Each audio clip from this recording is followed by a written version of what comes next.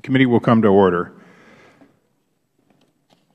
The Oversight Committee exists to secure two fundamental principles. First, Americans have a right to know that the money Washington takes from them is well spent. And second, Americans deserve an efficient, effective government that works for them. Our duty on the Oversight and Government Reform Committee is to secure these rights. Our solemn responsibility is to hold government accountable to taxpayers, because taxpayers have a right to know what they get from their government. It is our job to work tirelessly in partnership with citizen watchdogs to deliver the facts to the American people and bring genuine reform to the Federal bureaucracy. Today's hearing is an oversight hearing, but it is not on waste, fraud, or abuse.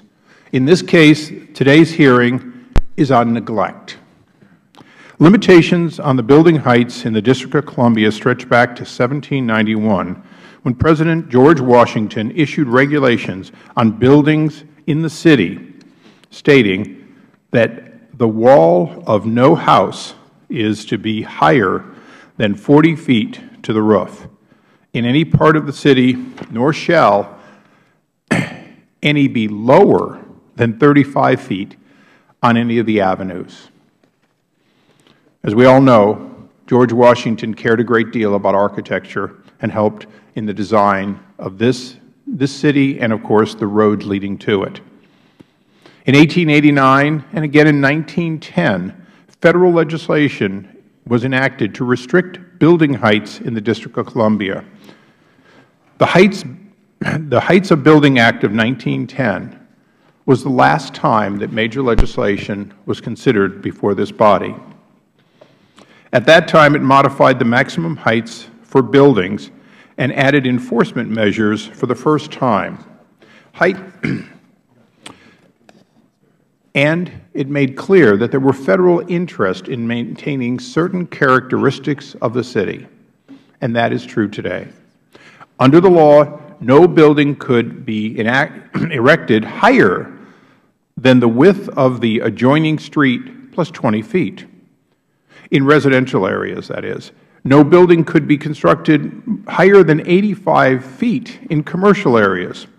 No building could be erected greater than 130 feet between the streets of First Street and 15th Street Northwest. And on the Pennsylvania side, on the north side of Pennsylvania Avenue, there was a height restriction capped at 160 feet. 160 feet. At that point, it's only a couple of inches higher than 60 feet to the top of the White House. So even then, the heights above the most revered building in Washington were 100 feet above the White House. The 1910 law very rightfully paralleled limitations in many U.S. cities during the time. However, unlike other cities who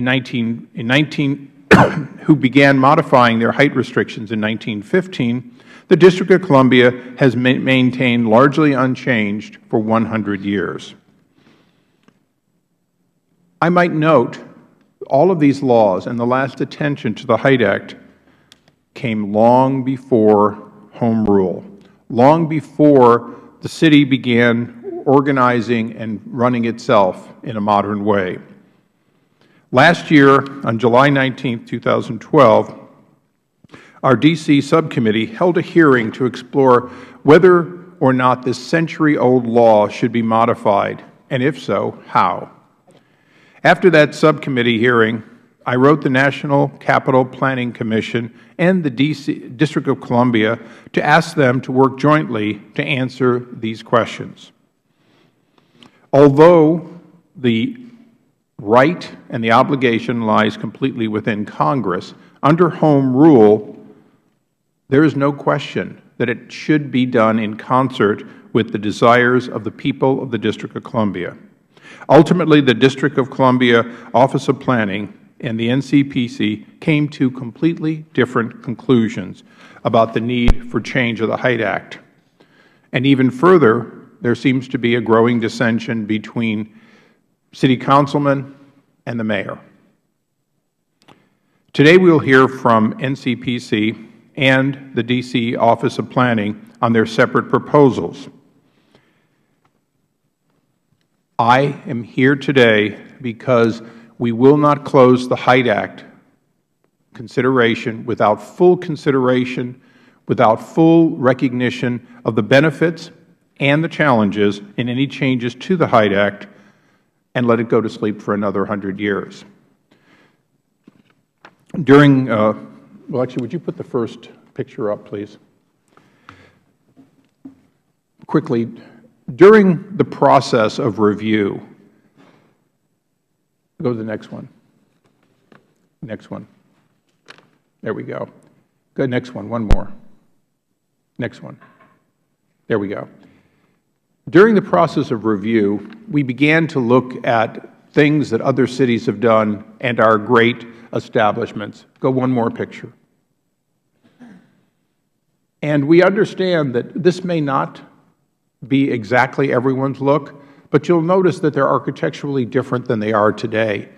The recognition is that 100 years from now, we will not have all the early 1900 buildings. One more. It may look like this. One more. Oops, back. It may look like this. Back one more. It may look like this. Or it may look much like it does today. The question is, will it be in keeping with the best interest of the Federal city as the seat of government for the American people and consistent with the best interest of the people of the District of Columbia? That's the question we're going to hear today. It's the reason this committee is putting so much time into it.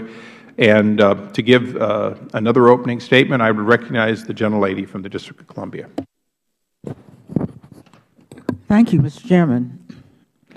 And I thank you, Chairman Issa, for scheduling today's hearing as a follow-up to your hearing last year, the first hearing in anyone's memory on the HITE Act. In more than 20 years of service, neither business interests nor D.C. residents have approached me regarding changing the HITE Act. But I supported Chairman Issa's call for a hearing on whether a 100-year-old law continues to serve the interests of both the Federal Government and the District of Columbia. The witnesses at that hearing, the National Planning Commission, the D.C. Office of Planning, the D.C. Chief Financial Officer, the architect Roger Lewis, the D.C. Building Industry Association, and the Committee of 100 on the Federal City opened the issue. But the Chairman wisely called on D.C. and NCPC to conduct a joint study of the HITE Act, which I supported, with results that bring us here today. And may I add how much I appreciate that this hearing reflects the Chairman's pattern of unfailing support not only for the city's ongoing needs, including most recently his strong assistance in keeping the D.C. government open throughout the entire fiscal year after the Federal Government shut down, and the Chief Financial Officer vacancy and salary bills he quickly got through committee and to the floor.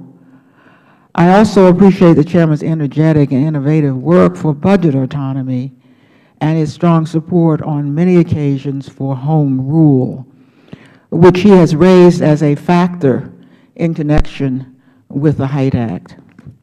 As the HITE Act study unfolded in community meetings and hearings over the past year, it became clear that many D.C. residents fear the loss of the unique horizontal scale that is part of the city's hometown identity, and that there are differing views on whether or how it should be changed. In fact, the D.C. government itself appears divided. 12 of the 13 members of the D.C. Council co-sponsored a resolution calling for no changes to the HITE Act, quote, at this time, while the mayor has recommended several changes to the HITE Act. It is not surprising that the HITE Act stirs passions and divisions. The HITE Act implicates many important issues: home rule, D.C.'s status as the nation's capital, economic development, city planning, affordable housing, architecture, historic preservation, among many others.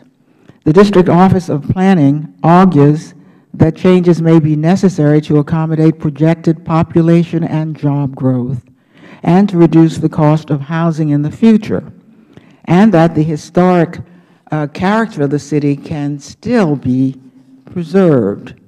Opponents of changes argue just the opposite. They say that there is sufficient capacity in D.C. to accommodate projected population and job growth, that changes would increase the cost of housing, that changes would slow the spread of economic development across the city to areas that need development, and the changes would destroy the historic character of the city. At bottom, the issue raised by the study the Chairman requested unavoidably is, if changes ever prove necessary, who should make changes to the HIDE Act affecting hometown D.C., the D.C. government or the Federal government, and under what circumstances? Every year, the underlying development issues have been part of my own work here in the Congress.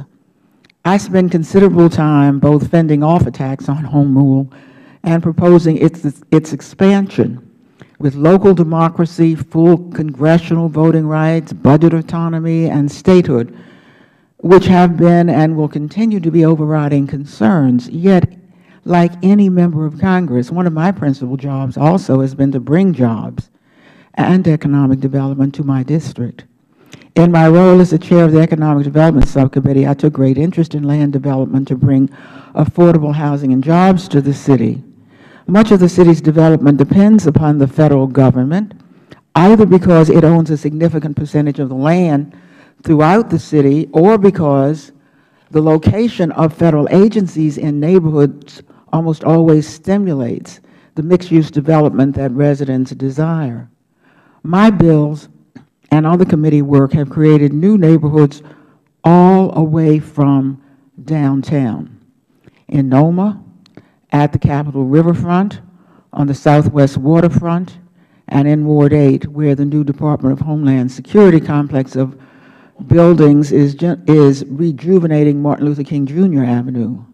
Naturally, I am interested in whether the spreading of development away from downtown would be helped or hampered if space for Federal or private offices were allowed in taller buildings. When it comes to the HIDE Act, I wear two hats. As a Federal official, I have an obligation to protect monumental Washington as a national symbol, as well as the values residents have come to associate over time with the scale of city life imposed by the HIDE Act. At the same time, as the congressional representative for the district, I've spent my career fighting for the district to have the right to make its own decisions, as every other local government in our country does. I have not regarded the two obligations as irreconcilable. The differences between today's two witnesses, one Federal and one local, should not be allowed to mask internal differences within the district that the city should confront. I have had the opportunity to speak personally. I have not had the opportunity to speak personally with Mayor Gray as yet to hear his views, but D.C. Council Chair Phil Mendelson called me, and in that conversation I learned more about his concerns and perhaps the concerns of some other members of the Council. Like any other issue I have encountered while serving in the House, unlike any other issue I have encountered while serving in the House, the concern seems not to be with what the Congress does, but with what the district itself will do. How ironic. There is fear that economic forces, perhaps pulled by business interests, would lead to undesirably tall buildings. The implicit argument is that Federal authority is necessary to protect the district from itself. Although in my own congressional work on development here, no development has ever approached me about the HIDE Act, there is some evidence from a 1990 Council bill. of only 3 congressional disapproval resolutions overturning D.C. legislation since the 1973 Home Rule Act, 1 involved the Height Act. In that case, the Council was convinced by a developer that buildings adjacent to public buildings could exceed the overall limits set forth in the Height Act because the Height Act permitted the district commissioners to select a schedule of heights for buildings next to public buildings. Congress, along with the Government Accounting Office and the Justice Department, disagreed, and the legislation became one of only 3 that have been disapproved through that process. If the city had authority on its own to change the Height Act in hometown D.C., such changes might come to Congress for a layover period, but there might be no violation of the federal interest to justify congressional intervention. Surely, there is a better solution than coming to Congress to request that Congress violate a home rule decision or having the D.C. Height Act with too little defense against local interpretations and exceptions with results opponents fear.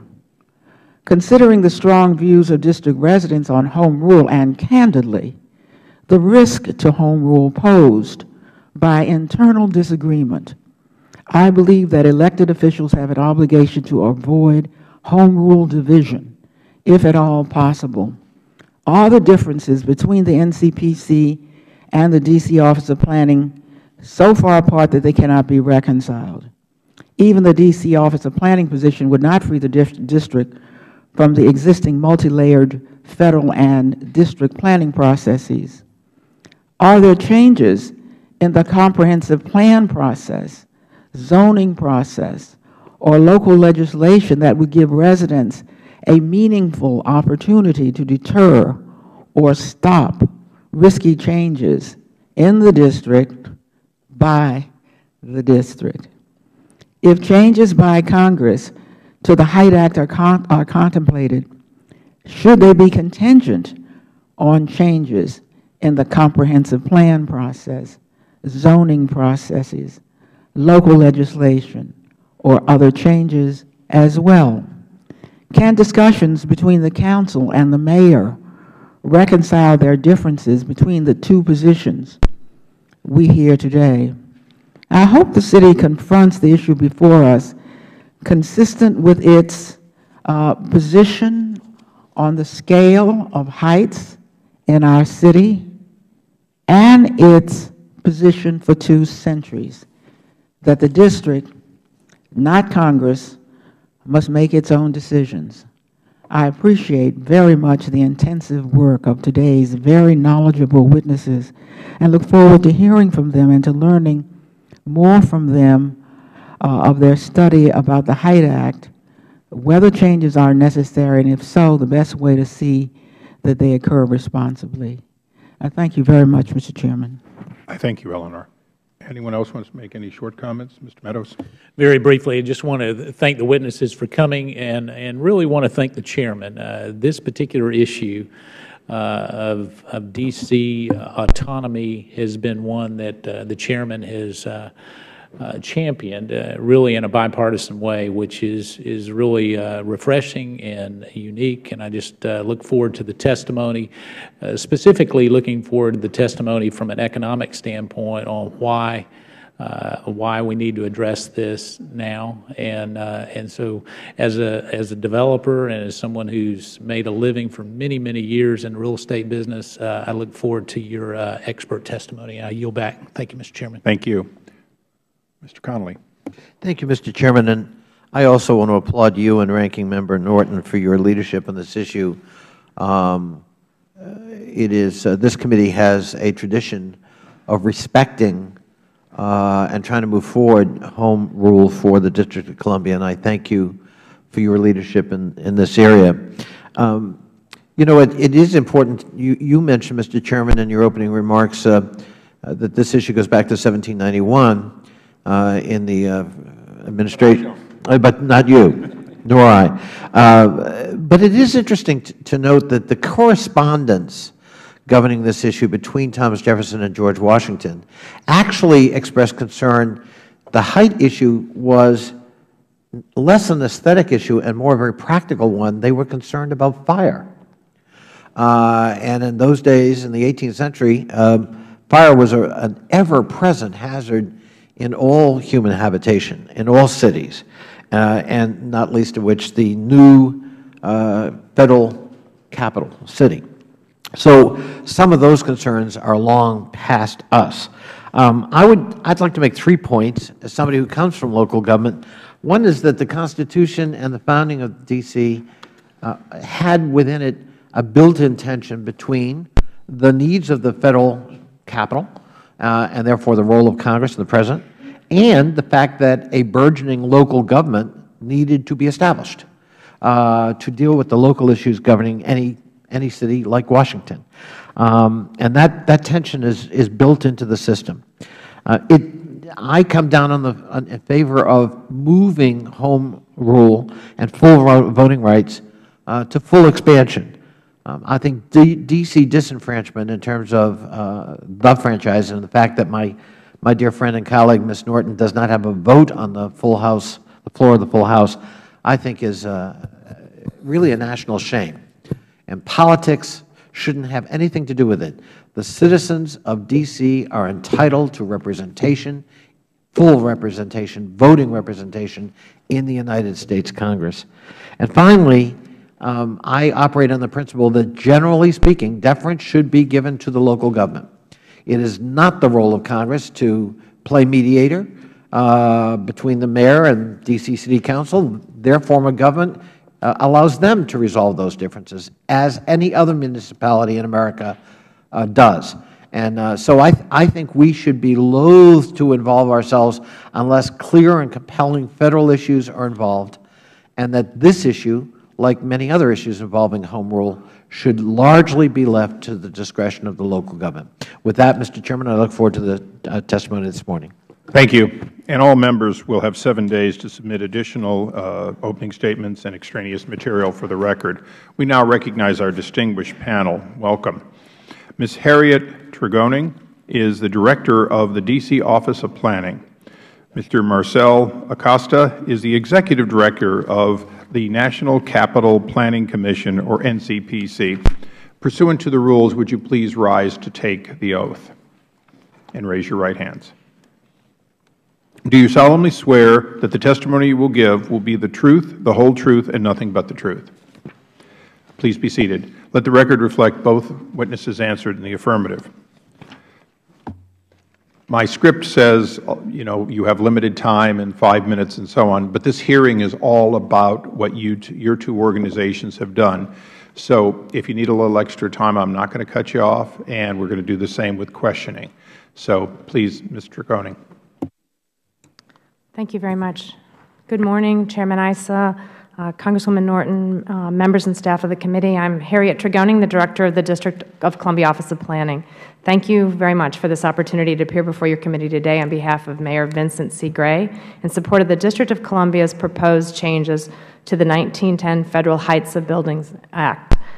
We've made recommendations for very modest changes to the Height Act intended to give the district the opportunity to exercise local autonomy in determining the future heights of buildings in areas of the city where federal interests are less significant, while at the same time maintaining existing protections for federal interests over height.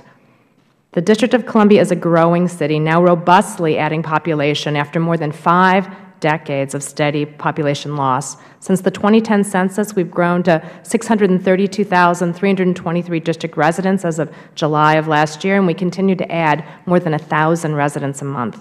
The district has begun to realize a long-held aspiration of retaining and attracting middle-class households and families back to the city.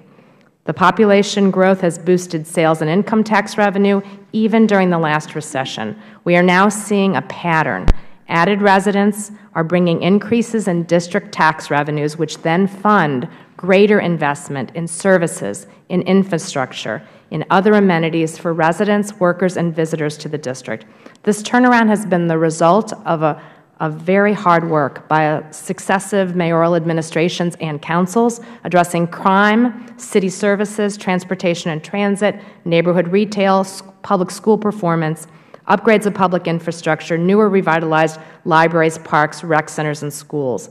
This hard-won population growth and the accompanying boost in local tax base are critical to the district's fiscal stability because this city has nearly 50% of its land off the tax rolls.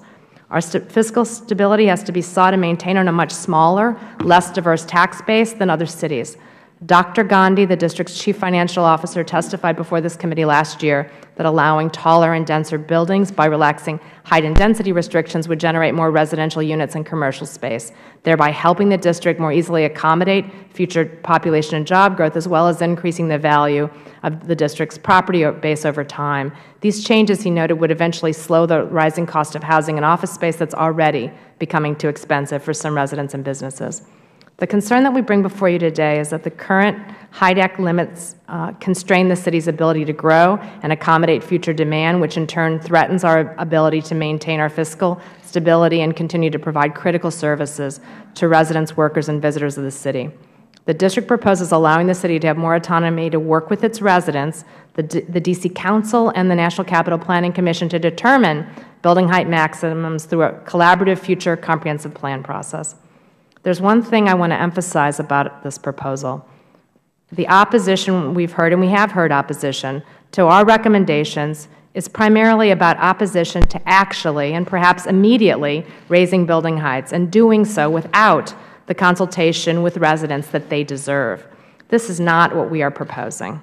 The district is asking Congress for the ability to determine with our residents, with our council, with the National Capital Planning Commission whether to increase any height, and if so, when, where, and how to do it.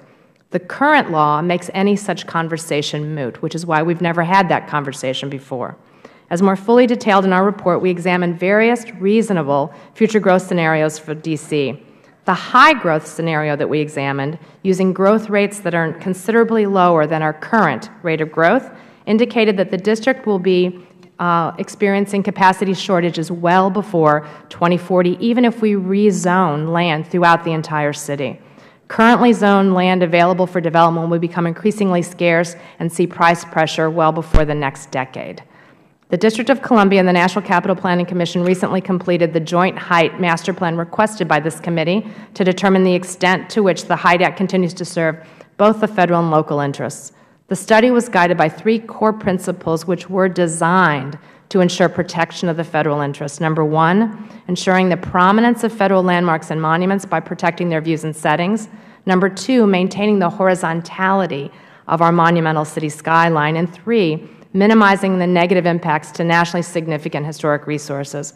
We modeled different building heights in the city using over 200 panoramic aerial and street-level views of the city in various locations inside and outside the District of Columbia. These modeling studies in particular indicated that there were options for making modest changes to the HIDE Act while fully addressing the core principles of the HIDE Master Plan and protecting the federal interest. We also conducted analysis of future population and employment growth, existing development capacity, and the potential new capacity under various approaches to manage height to determine how well the district could accommodate future demand.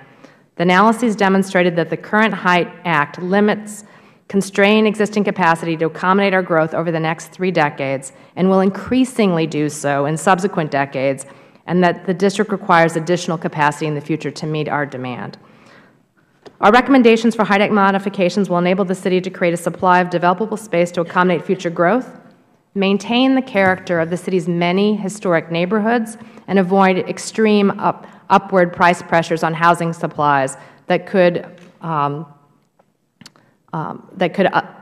greatly and negatively affect the city.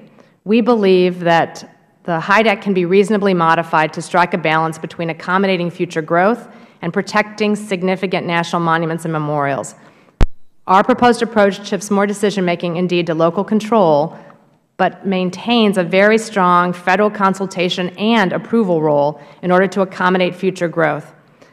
Doing so will ensure a more prosperous, stable, and vibrant District of Columbia, where residents enjoy a stronger and more resilient economy. The District's social, cultural, and economic diversity will also be protected. The alternative of retaining unchanged a century-old law that constrains the city's ability to accommodate growth will place the District on the path to becoming a city comprised primarily of national monuments surrounded by exclusive neighborhoods affordable only to a very few.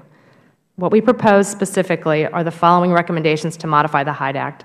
Amend the Hyde Act to create new limits based on the relationship between the street width and the building height within the L'Enfant City. We recommend using a ratio of 1 to 1.25 for street width to building height, resulting in a new maximum building height of 200 feet for 160-foot wide avenues in the L'Enfant City. This is an urban design-based standard that reflects the proportionality between individual streets and their buildings to give us what we currently love about the L'Enfant City, a pedestrian scale, light and air, and variation, not a unpleasing uniformity, but variation in building heights, maintaining horizontality but having pleasing variation based on street width. To ensure that the tops of any future taller buildings contribute to the use of and views from rooftops, mechanical penthouses for any buildings that would gain more height, we propose be required to be enclosed within the upper floors within the new height cap. The second part of our proposal is language that we developed with the chairman of the National Capital Planning Commission and the staff to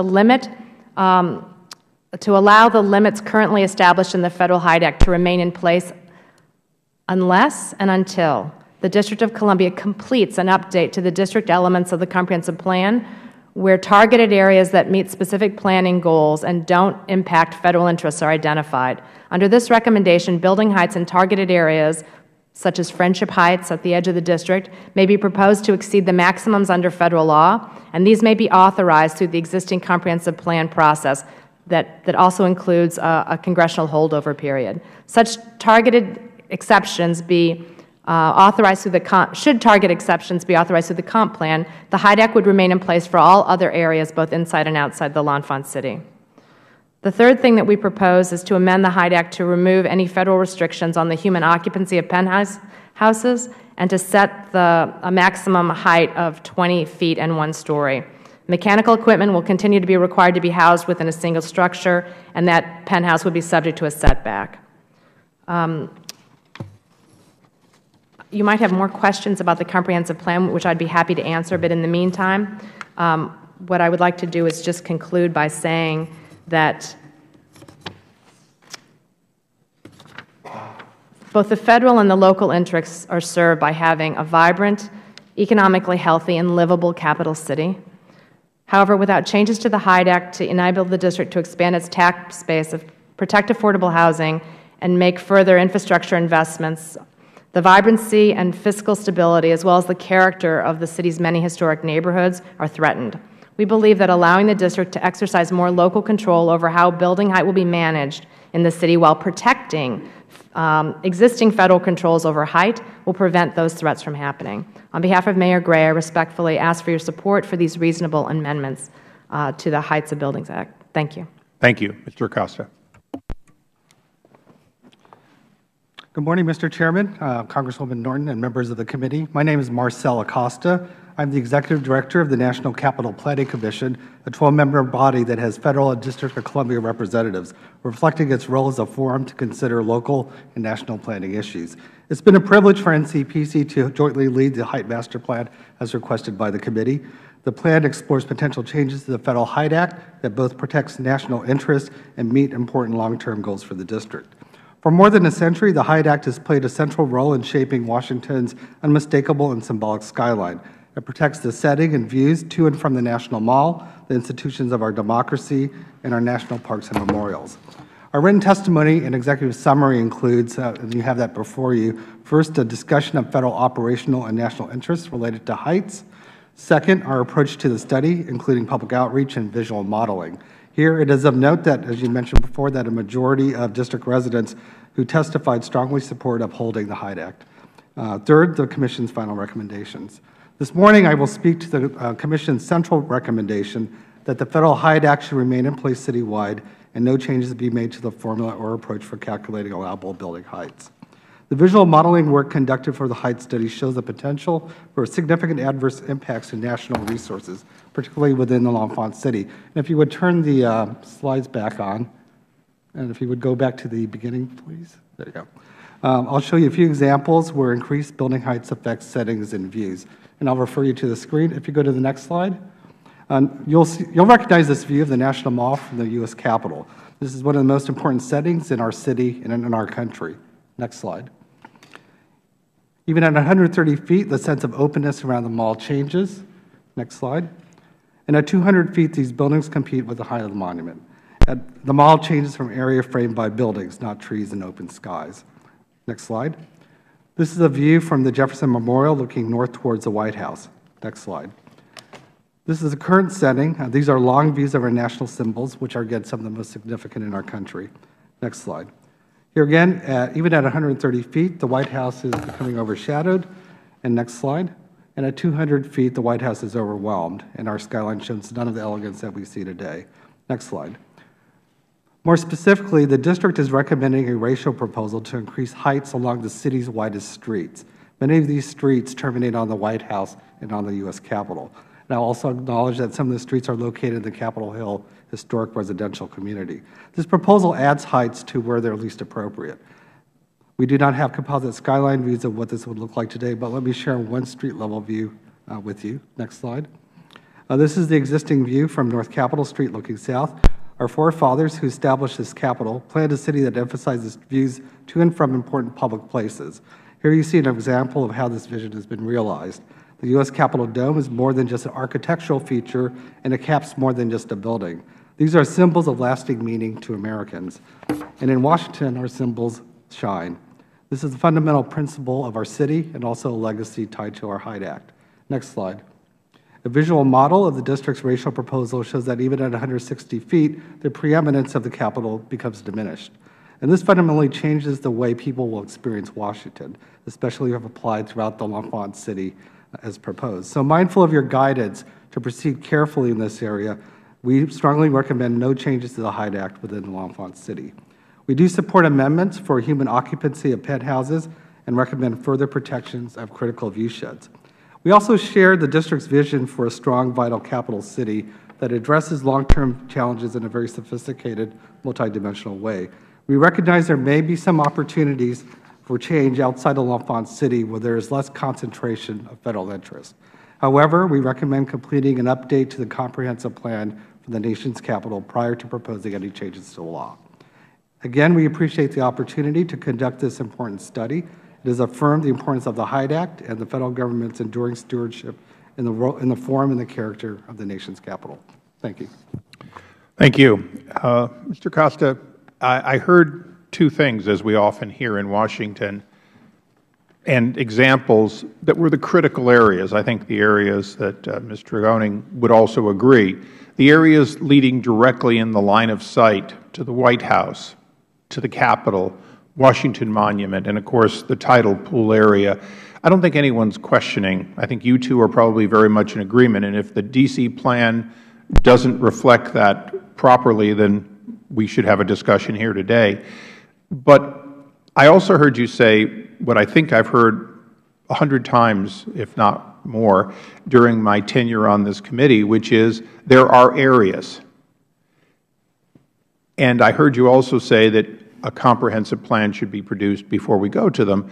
But when I drive up to Northeast, I'm perhaps by the XM facility there, I'm so far outside of what most people see as the District of Columbia, except for Eleanor here. When I get past, and it's not a highly high-rise area, but when I get past out to Cleveland Park, and I'm past the cathedral, people don't, those views are no longer the case. And when I go to Georgetown and I look across the river at Virginia, and we have a distinguished member from Virginia, what I see is an area much closer than the northwest side of the cathedral, much closer than the XM building up by New York, up in the far reaches of Northeast, not to mention some of the areas that Eleanor has been working on developing, I see this area so close it has no restriction that can, in fact, dwarf from there. And the question is not, do we preserve Georgetown?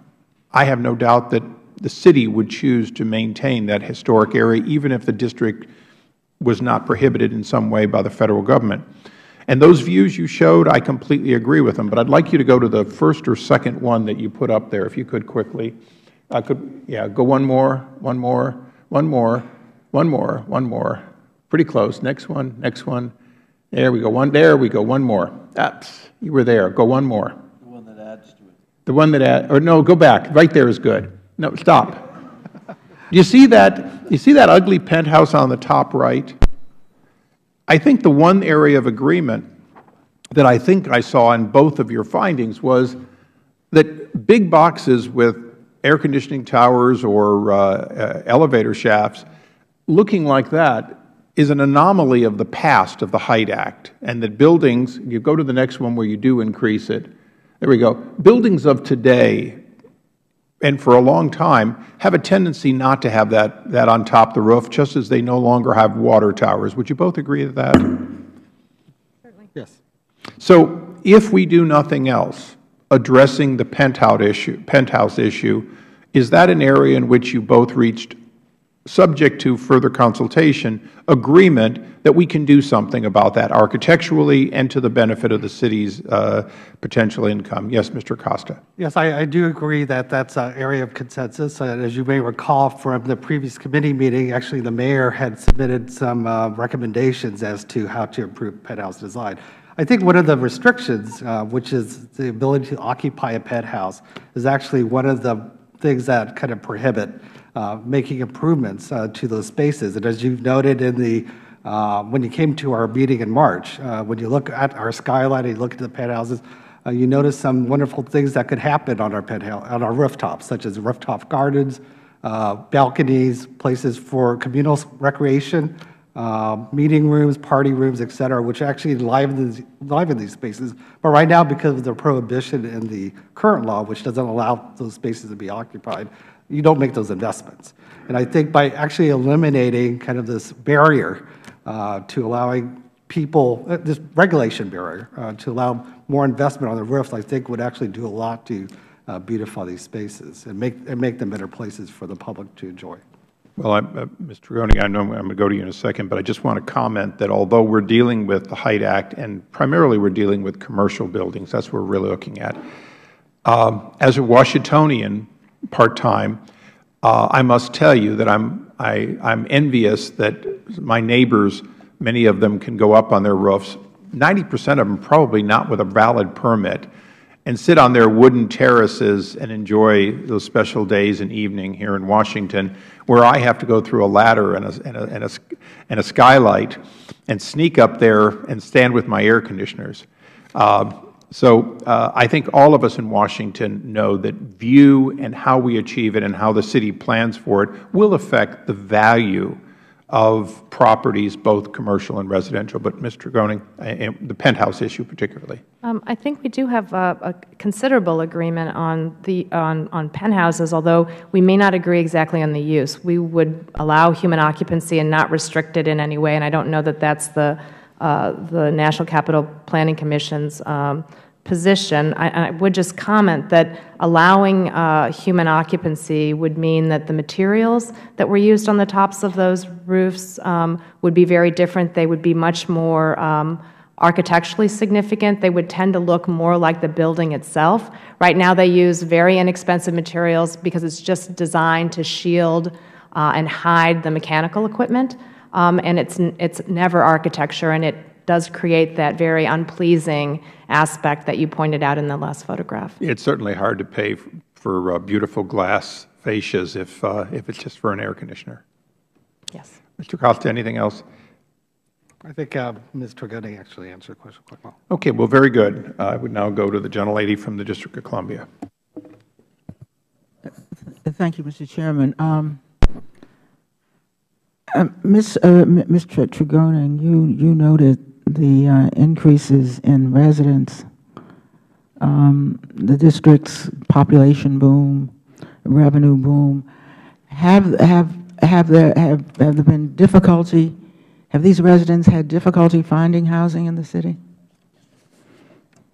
I would say that the difficulty finding housing in the city has mostly to do with price and the rapidly increasing price of housing. Now let's go to what yields increasing price in housing. Much of the building in housing, for housing, has occurred on land where either there was no housing or where housing was such that people wouldn't want to live in the housing. And I indicated some of the areas that I've been interested in. Why has filling in those areas, or has filling in those areas, had anything to do with what you indicated in your testimony was housing and office space? I'm looking at page 3, that it's already becoming too expensive for some residents and businesses. Well, as you mentioned in your opening statement, Congresswoman Norton, it's been a deliberate strategy because downtown has been largely built out for some time to try to move some of the demand for office and housing to adjacent areas. And it's been wonderful for the city and wonderful for many neighborhoods to see places with your assistance. And yet there's a huge complaint in the city about affordable housing.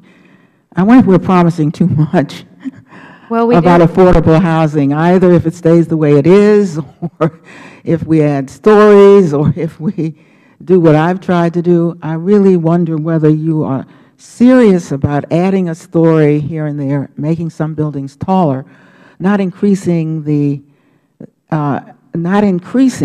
value of land, which has effects throughout the city.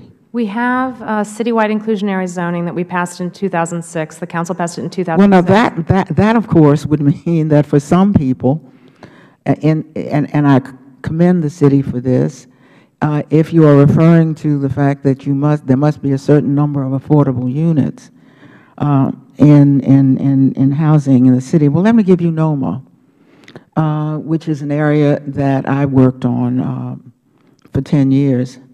A resident told me recently that she moved into NOMA under the notion you spoke about. She's a middle-class person who works every day, so your limits are fairly robust, and I understand those. But she said that now that rent increases become possible, it's becoming there's a tremendous increase in rents in her area. Now, she moved in under this zoning, the special zoning of the district. I think your point is absolutely a good point in many parts of the city, although NOMA isn't subject to IZ because it was already allowed to be developed at the maximum height, and because there was no height to give a density bonus for. NOMA and so you're saying this only occurs where you can give a density bonus. Where you can give a density. So okay. Most of downtown isn't included, and NOMA isn't included, and historic areas are not included. So if you increase the height of buildings in L'Enfant City, and would you describe what L'Enfant City is? Well, it's the area that is essentially south of the escarpment. Florida Avenue, as you know, used to be Boundary Street, so it's basically that area of the city. We could show it on a map, I think. That one might, if I could interrupt, one might call it historic Washington. No, but I want. You're talking smaller than that, aren't you? Yeah, I want to get to the actual streets where you're talking about. If you're saying up to Florida Avenue, that's beyond what you call L'Enfant. Yeah, what I think most people think of as L'Enfant City. I think most people think you're talking about an area. I live just past Boundary, so I'm very aware that that's a long way from L'Enfant. So it's the area that's shown there. It's Florida Avenue. It's the Potomac and the Anacostia rivers to the west and to the south, and to the north. It's primarily Florida Avenue. So it includes K Street. It does include K Street, which is the 100% street in the District of Columbia. It's the most heavily used transit corridor in the entire region, and it's where most of our business activity is concentrated. And you believe that if heights are raised in these most desirable parts of the city, places where people are swarming to now, that affordable housing and office space will become more likely I do. I think than now. I'd like to understand that. Well, please. in the L'Enfant City, if we go back to the map, through most of it, we don't have density bonuses to grant in the downtown for additional height because So how would that work how would the density bonuses help to keep down the cost of office space and housing? Well, for housing, it would require currently that at least 8% of all the housing that's built be permanently affordable as long as the building stands for people making 50% and 80% of the area median income. So it's your view that if you were to add, if there were to be taller buildings in the most desirable parts of the city, there would be no effect on spreading development to other parts of the city? I think that you would want to allow any additional development capacity wherever it is in the city to be added gradually so as to not affect overly would you want to flood the market. Would you want to add capacity along K Street? Potentially along K Street, but I would also just say that... Why would you want to do that if you wanted to spread office space around the city? Because even adding the modest amount of capacity on K Street that we're talking about doesn't nearly meet the demand that we project coming to the city. You would have to add Of course capacity. it doesn't, and don't you want... Mr. Gonen, this is my point. We could not get the Federal Government to develop what is now Capitol Riverfront. This is this wonderful burgeoning area south of M Street, which is a new community, because GSA said Federal agencies did not want to move so far from K Street. Now, that's not in the far reaches of the city. It took a bill. I had to introduce a bill in order to develop that part of Washington. In the same way, NOMA, which I would say is a stone's throw from the Senate, Absolutely. stood there, a shambles close to Midtown with no development. What I had to do, frankly, was to get Federal agency to move there, and then another one, and then developers began to build there. Again, the Federal agencies were the stimulus, but the Federal government, it was all I could do to pull teeth to make the Federal government know, and there's an executive order that says it should build in outlying areas of the city, but the pull was so hard toward K Street that one would wonder why one would want to have any more development on that part, in that part of the city, and whether it would not, in fact, slow development outside of L'Enfant City. If the question is whether that would slow development in other places, you could decide when and how you developed in different parts of the city, and we still have a very keen interest in the Capitol Riverfront, in the Anacostia, in Poplar Point, in St. Elizabeth. So those would remain city priorities in terms of enticing development to those locations. But our projections show with all of those places and the places that we've proposed, very modest height increases for inside the L'Enfant City, that we would still be looking at significant potential capacity constraints. Thank you. Eleanor, we're going to do a second round, if that's okay. Mr. Meadows. Thank you, Mr. Chairman. I want to pick up a little bit. You keep talking about the historic nature and about preserving the historic nature in your testimony. What historic nature are we talking about? Because this seems to be counterintuitive. If we're going to, protect the historic nature, what are we talking about there? So, as part of the study that we did with the National Capital Planning Commission, we jointly agreed on some principles that would govern the study and that would govern our conclusions and recommendations, including determining that the Federal landmarks and monuments would continue to be prominent and preserve their views and settings. Now, what's so interesting about the design of our city is that most of our streets, especially our diagonal streets, are designed with beautiful views that terminate at the end of the street. So having a little height, additional height on many of the streets doesn't affect the views. In some cases, it enhances the views. It frames the building at the end of the street, even better. We also talk about maintaining the horizontality of the skyline. That's also something iconic. So you're talking about primarily in those corridors as it looks to the Capitol. You're not talking about the historic nature of a neighborhood that's a mile out. I am talking about those historic neighborhoods in the following sense. That let me be specific then. Like Henry Soul Food that's right around the corner, is that historic or is that not historic? I mean, that's Mount Vernon Triangle. So, and I live in the city, and there's no one who wants cheaper rent than I do. I promise you that. But at the same time, I'm not living in my office.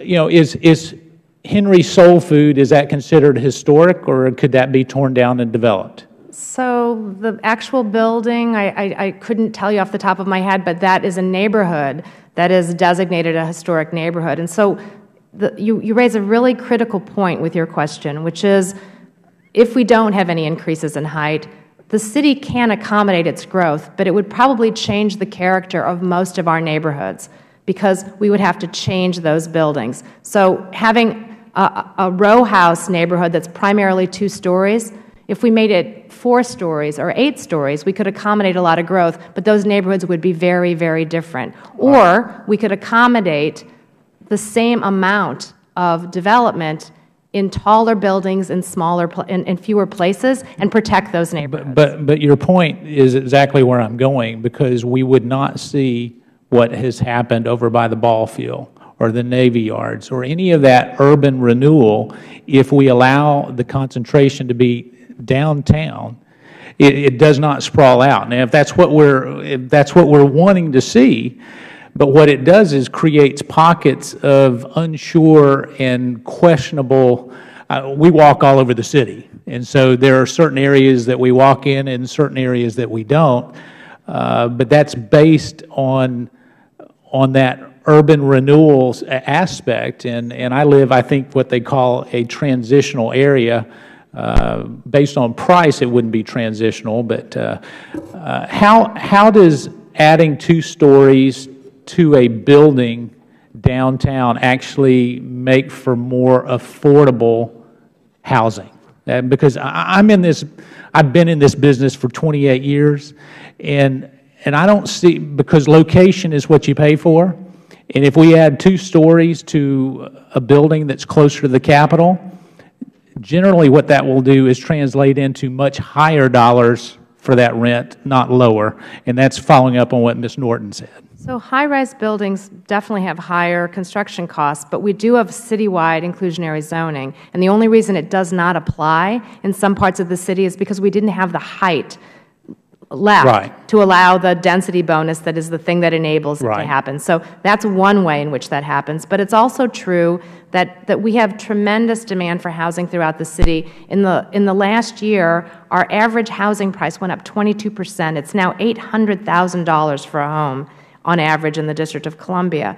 So what's happening is people who can afford a $1 million house don't have enough $1 million house supply. So they start looking for $800,000 houses. The people who were buying $800,000 houses are seeing those prices bid up. They start buying $600,000 houses. And it trickles down, and the price at every level ends up rising. So part of it is increasing the supply, period.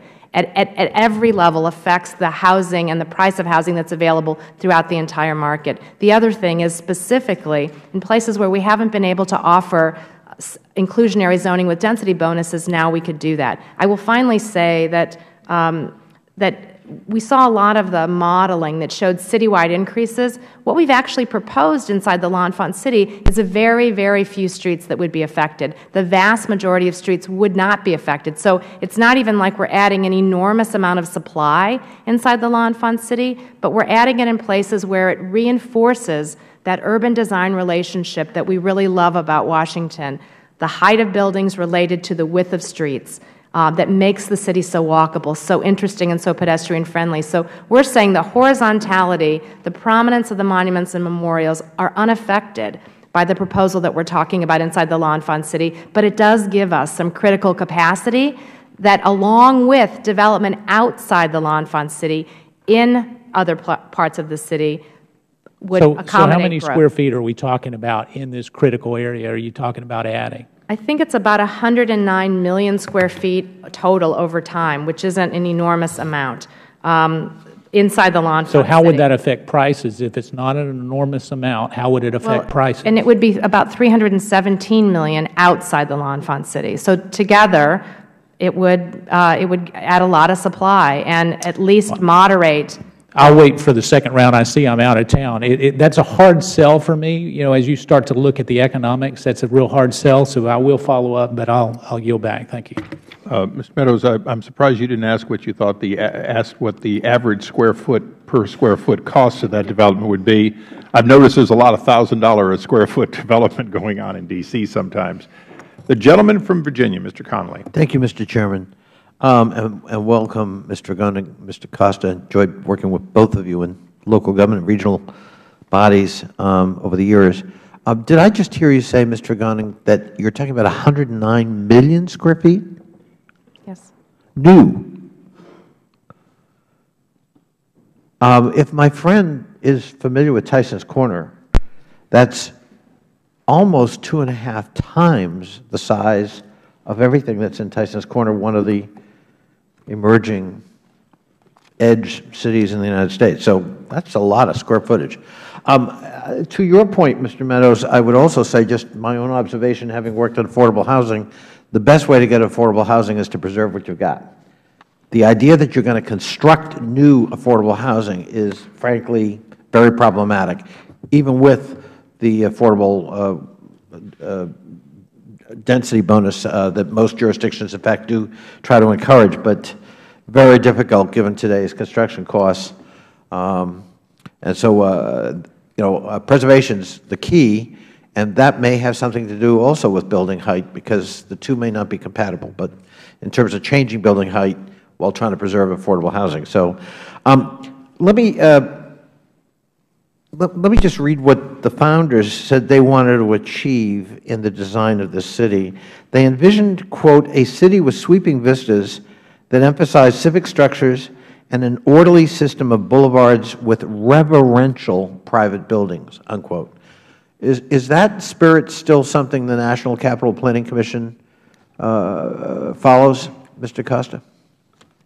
Yes, I think our recent updates to our comp plan, for instance, talk about the importance of vistas to and from the monuments throughout the city. I think that's not only a national interest issue, but I think the residents of our city enjoy that too. And Mr. Gunning, listening to you describe things like pleasant views, and it sounds consistent with also that original vision for the city. Absolutely.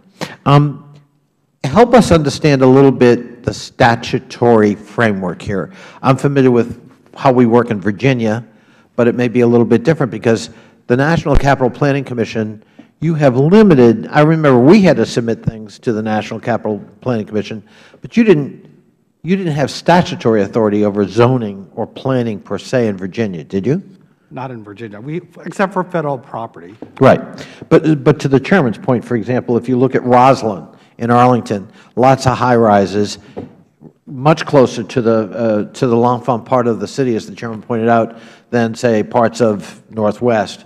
You have no jurisdiction with whatever goes on in the County of Arlington. Except for federal property. Pardon me? Except for federal property. Except for federal properties.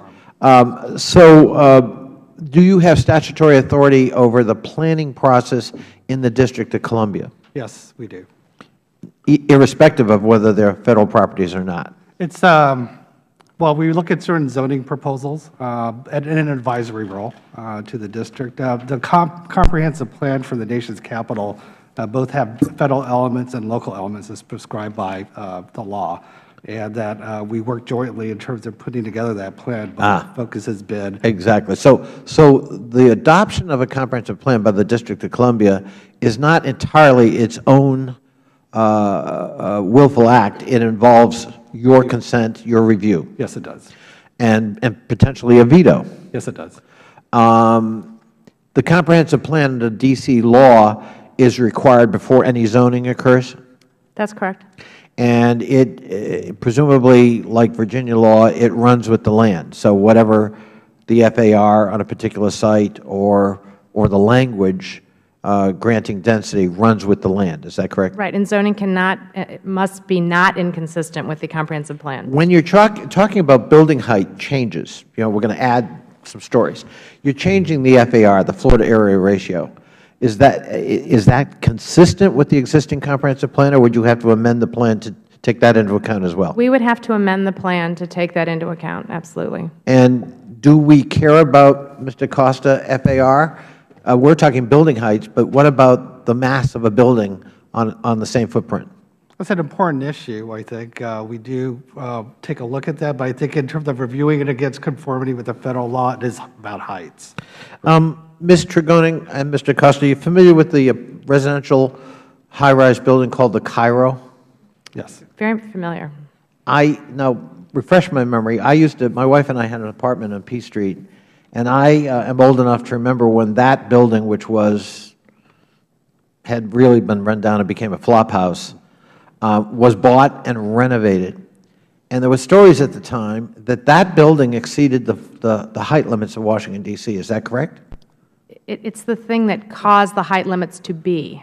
There were no height limits in the district until that building arose at 164 feet. And when did that occur?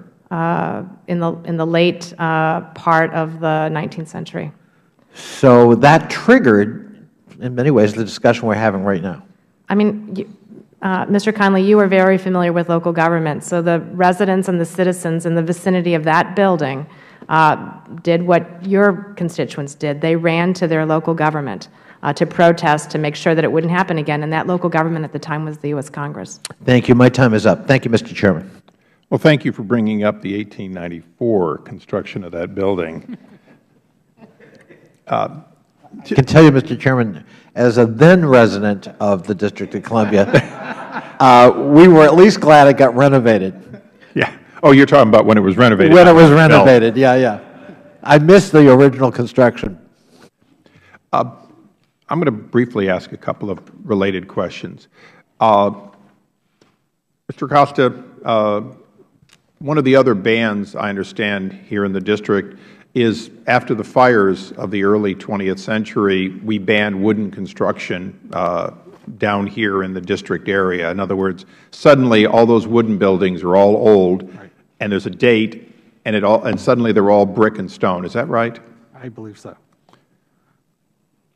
But our founding fathers thought wood was just fine, apparently. So it was okay to build chicken coop houses for the first 100 years of our founding, but there came a day when we realized we needed to do better in a high-density, modern city. Absolutely. And that was going on all over the country, that in high-density, modern cities, the recognition that it was just about impossible for a fire department to keep up with, and particularly row homes, with what happens in fires. And that's still today. I mean, the wood homes in the district, although precious and all protected, are hard to protect. Is that true? Depends on the fire technology. And so leaving the Height Act alone for a moment and setting that aside, the architectural planning of the city, has it achieved all of the goals? In other words, this fairly eclectic high and low, because we don't have minimums, the penthouses we saw earlier, can we do better than that? We could always do better, but I think in general it has achieved some of the goals we've talked about, including the preeminence of the memorials because of the lower heights, I think it has done a lot in terms. Well, I appreciate the memorials, but let me interrupt for a second. The Federal construction, there's been a lot mentioned about jurisdiction over Federal construction. When I look at Federal buildings and major embassies like the Canadian Embassy and so on, what I see is no consistency of height, no consistency of architecture. There's some butt-ugly Federal buildings that were built in the 60s. I don't know what it was in the 60s, but the protesters should have been protesting the architecture. Isn't that true? So when I look at the development of the city, don't we have, both in Federal building construction and in the commercial buildings epitomized by K Street, don't we have a need to do better than we're doing today? And if so, isn't it long overdue for us to update a master plan with great detail of the vision for the 21st century? I actually concur with that. I think one effort that I'm looking for concurrence here, trust me. For instance, one effort that both the district and NCPC have looked at is kind of what is the future of the southwest of the, south of the National Mall, which is the Federal Center down there. And that I think we both agree that times have changed. The buildings are inefficient. It's a single-use district. It could become much more of a vibrant place. Right. And St. Elizabeth isn't really a new area. It's an area that fell into decay for a number of years that's being revitalized. Isn't that true? Yes, it is. It was once a great area, apparently. I certainly look at some of the large structures there that either have been removed or in some cases renovated. To a certain extent, aren't we dealing with the revitalization of a city where, and I think Ms. Trigoni mentioned this, it had 50 years of decline in population, in significance of people wanting to live in conventional residential structures, relatively little new construction until the post-70s period, and the last decade or so has been an amazing time for the district. I've served 13 years. I've watched the district go from, and Mr. Meadows mentioned this, these sort of no-go zones versus go zones, and we're watching them being pushed out. So in light of that, and recognizing what Ms. Norton said, don't we in Congress have an obligation to task you as the two bodies overseeing the future, not just in the height, because I said I'd set it aside for a second, but also in the planning of a city. There are large areas that could have modern, affordable homes. There are areas like K Street that have relatively little residential and a high capacity for lobbyists.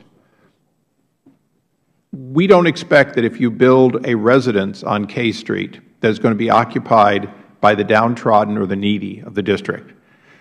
Because the downtrodden and needy of the district, I understand that we have the highest, to be in the top 5% of income producers. D.C. is the richest city from that standpoint. No city has more of, if you will, what it takes to be the top end of income.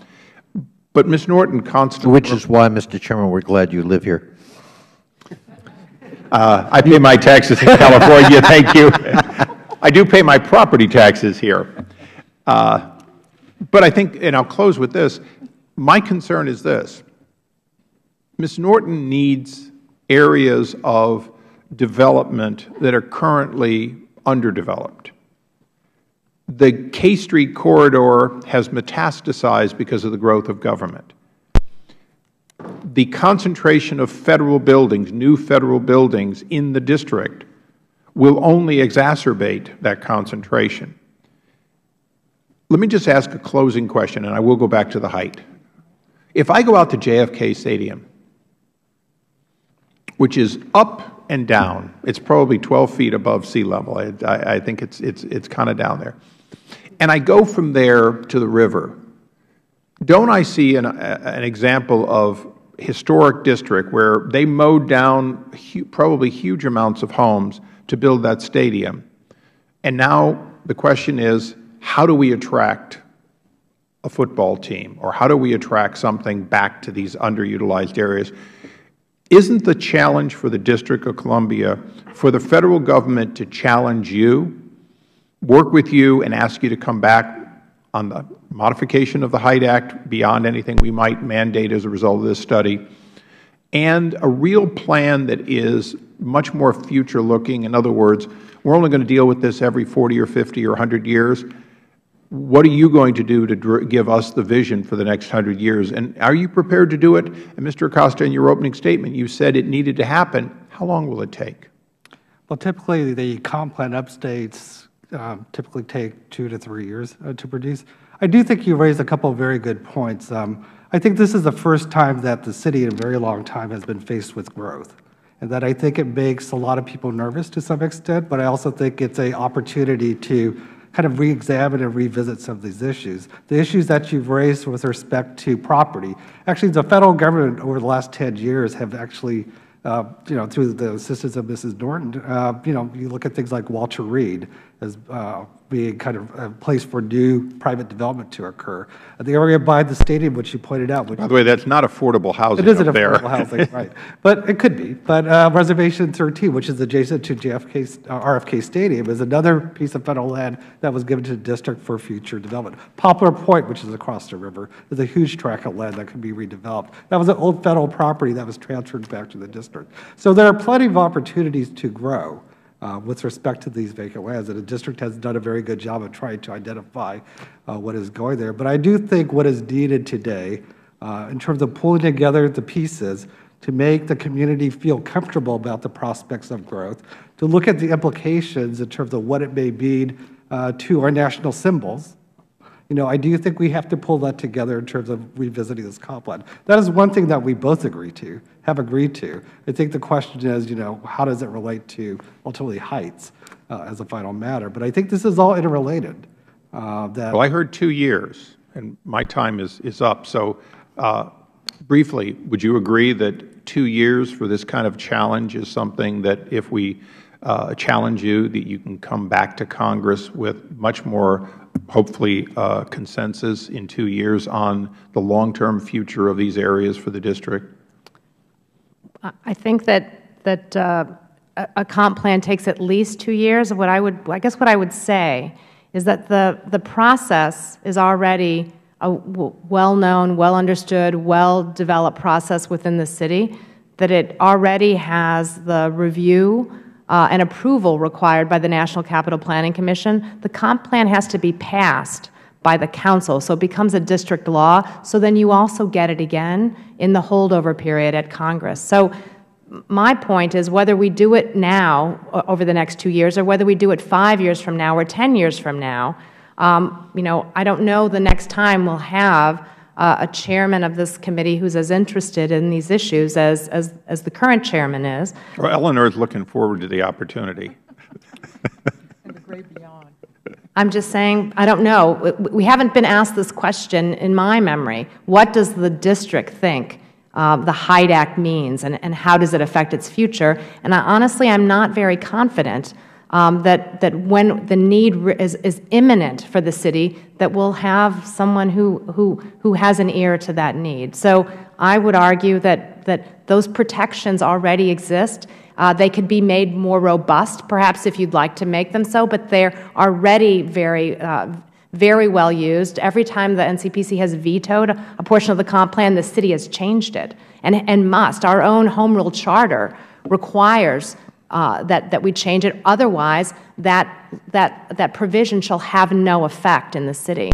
So those are robust protections. So I would argue that the changes that we're asking for have to be accomplished through the comprehensive plan, and that's something that we should indeed undertake together. I think the next comprehensive plan revision, there'll never be more interest in a comp plan than there will in this next one, but that the law itself should change now. Thank you. Ms. Norton. Thank you very much, Mr. Chairman. And I agree with Mr. Tregoning. The chairman's interest here came from his own understanding of the district. He didn't confer with me and said, "Do you think it's wise to have a hearing?" He doesn't do that. But I'm very pleased he did, and I think Mr. Tregoning makes a good point that if the city doesn't want changes, it thinks it won't ever want changes, then it's making that decision for better or worse right now, because these opportunities don't come up very often. Mr. Chairman, I also want to associate myself with your views about the undistinguished look of downtown Washington. I'm not sure that's because of the Height Act. Seems to me there have got to be better architects than the ones who have built downtown Washington. It is one of the least distinguished, the most pedestrian downtowns, and I never thought that that had to do with the Height Act, and I hope that's not the reasons. And I also must say that among the things I try not to do is to say to residents, in the great beyond there is a hope for something that nowhere in the country, for a reason that is structural, that affordable housing will come out of what we're doing here today, or what we're discussing here today. The fact is that there is no case to be made for affordable housing coming out of the status quo. There is, I think, even less case to be made for affordable housing coming out of taller buildings. One way or the other, the country is going to have to live within the market system, and that's what we've got, and that's what we're all going to have. And understand what is happening to big cities. How do you keep them diverse? How much does city planning have to do with it? But I, for one, do not see the elixirs either in the spread of development that I myself have put a priority on, or in taller buildings. That said, I'm making no promises that way. That doesn't decide the issue for me, because I do think we are getting growth.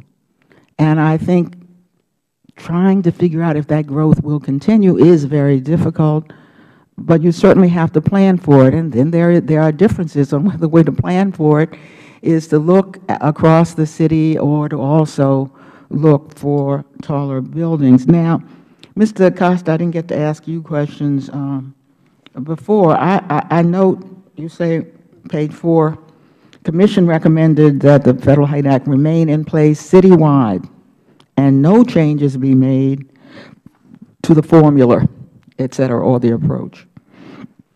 Now, did not the Commission overrule the staff recommendation, and what was the staff recommendation?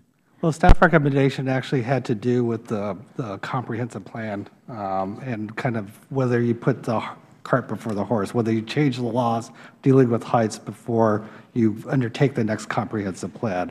I think based on the testimony that they heard during the hearings, we had several hearings on this matter, as well as the council, as you know, Mr. Mendelson sits on our commission, his statements regarding his opposition to the mayor's position, and also kind of the need to do the comprehensive plan first and then change the law. I think our commission was essentially swayed to. Now, Ms. Tregoning, did you disagree with that notion, to do the comprehensive plan first? I do disagree in that the effect is exactly the same. You know, whether you change the law now or you change the law in the future, the only thing is you have no certainty in the future that there'll be a congressman, that there'll be a chairman of this committee who is in the slightest bit interested in this issue. We have to change the comp plan. It has to be approved by the NCPC. It has to be passed by the council. It has to have public input. And even if we end up with the same result as if we don't change the Federal Height Act, it will be the district's decision. And that in and of itself is an important principle. But it is possible that a future city leader, a future planning director, a future council might find it very much in its interest to make judicious changes to heights of buildings in some parts of the city, and this would allow that to happen. Okay. See, I see room for accommodation there, but I don't want to pursue that further.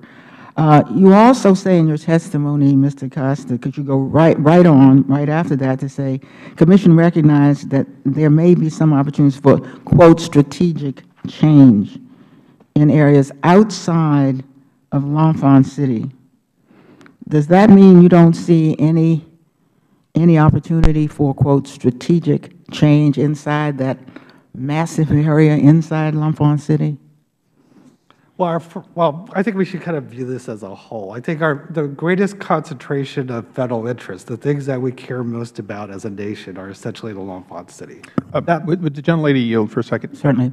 We had a disagreement on what L'Enfant City was, and because I live at Boundary, now called Florida, you're talking, I assume, the smaller L'Enfant, not the expansive one that goes all the way to Florida. Well, we're talking about the L'Enfant City. You are, all the way to Florida? Yes, all the way to Florida. Thank you. Yes, so I think that's... So it's all the way to Florida, and on the east and the west, Rivers, yes. What is it, east and west? Huh? Potomac and the Anacostia Rivers. The rivers, the Potomac and Anacostia Okay. Rivers, roughly. So what neighborhoods does that include? If you know, so Capitol Hill, Shaw. It includes, you know, most of West End. DuPont Circle,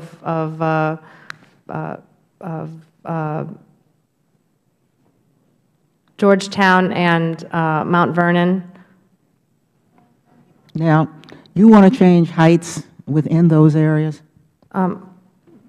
For the most part, no, because only on streets that are basically, you know, 120 feet or higher would there be any actual change in Yeah, and this is Old Washington. That is Old Washington. So what kind of streets are we talking about? It's, I mean, there's 14th Street. It would largely be not the, it would largely be the avenues. So it would be Pennsylvania Avenue, it could be Massachusetts Avenue, it could be parts of Rhode Island Avenue, parts of those avenues, and again, not probably through historic districts. So it's modest. So those monolithic height increases that we saw in the modeling, we're not proposing that. Well, do you envision most changes, if any, coming outside of L'Enfant City or within L'Enfant City? Over time, most of the changes will probably be outside the L'Enfant City, but you know, our proposal for the city is some very judicious changes inside the L'Enfant City that would make building tops more beautiful and that would take advantage of the dense transit that we have inside the L'Enfant City. Would the gentlelady yield just for a question? Certainly, sir. The Chairman asked this question, but let me ask it again. The monumental core of L'Enfant City is 10.7 square miles. That's 16% of the original L'Enfant City.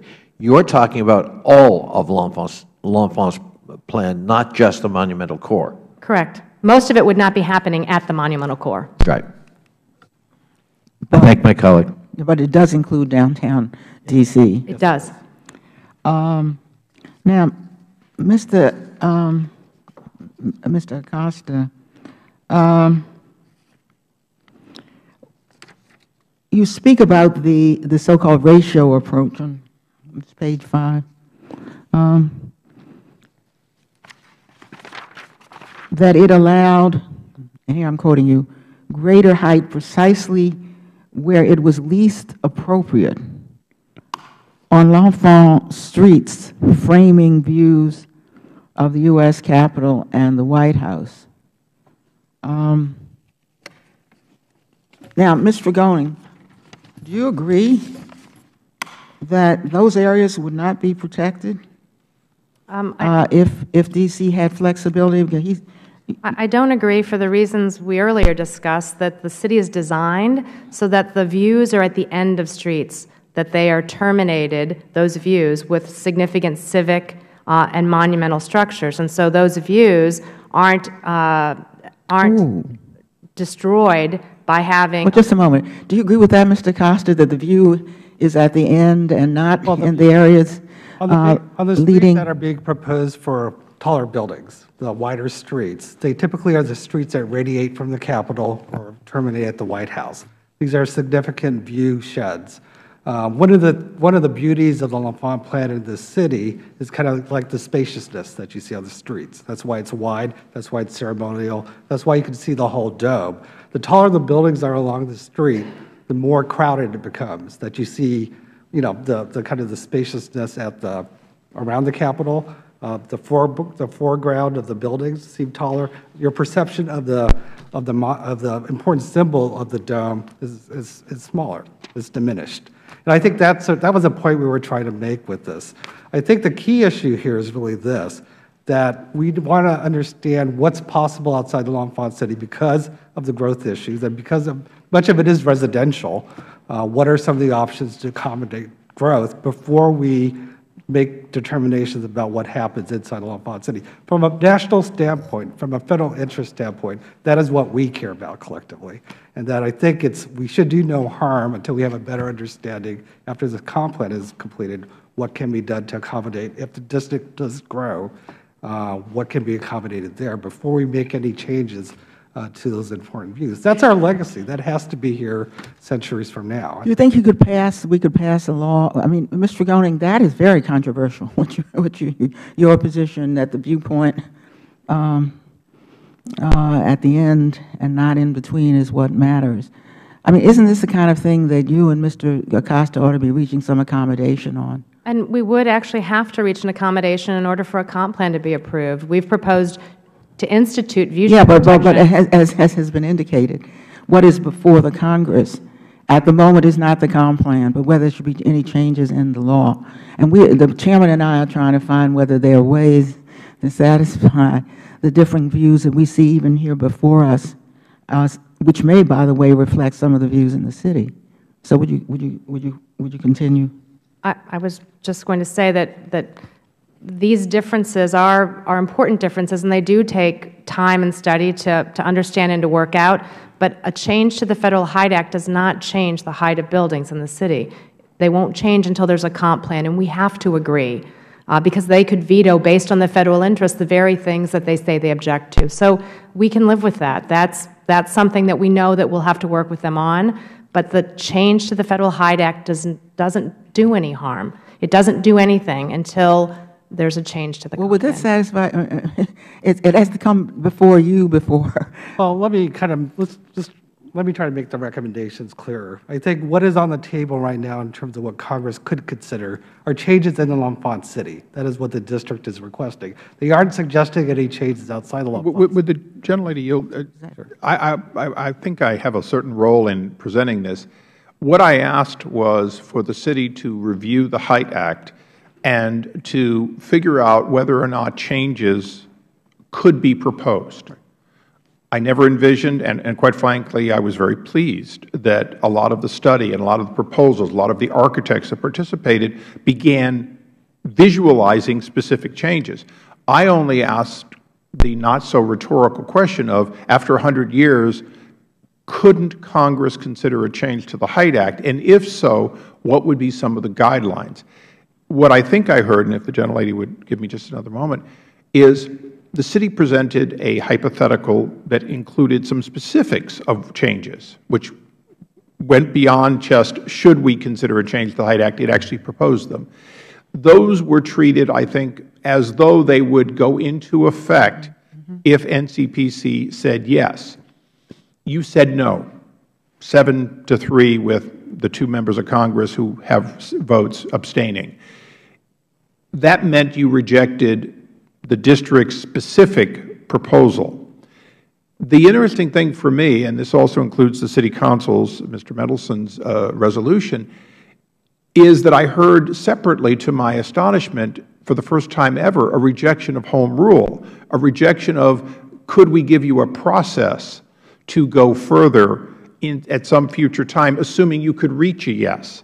And I think that's what I've heard today, and that's one of my frustrations is I expected you all to say, gosh, this will take years and years, and it will probably be done in bits and pieces.